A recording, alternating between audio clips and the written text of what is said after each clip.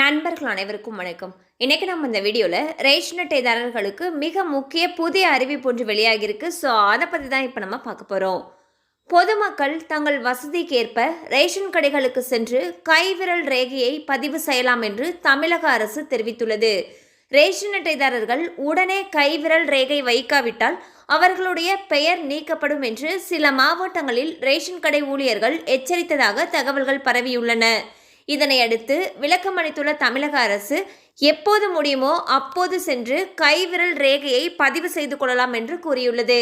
So பார்த்தீங்கன்னா ration அட்டைதாரர்கள் ஒவ்வொருவரும் அவங்களுடைய கைரேகையை ரேஷன் கடைகளில் போயிட்டு பதிவு செய்யணும்னு சொல்லியிருந்தாங்க.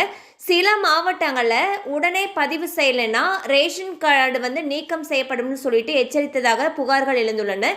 இதனைத் தொடர்ந்து இதற்கு தமிழக அரசு விளக்கம் அளிச்சிருக்காங்க. அதாவது உடனே பதிவு செய்யணுன்ட்டு இல்லை, உங்களால் எப்போ முடியுமோ அப்போது சென்று கைவிரல் ரேகையை பதிவு செய்து கொள்ளலாம் அப்படின்னு சொல்லியிருக்காங்க. அது மட்டும் இல்லாமல் இதனால் ரேஷன் கார்டெலாம் முடக்கப்படாதுன்னு சொல்லிட்டும் விளக்கம் அளிச்சிருக்காங்க.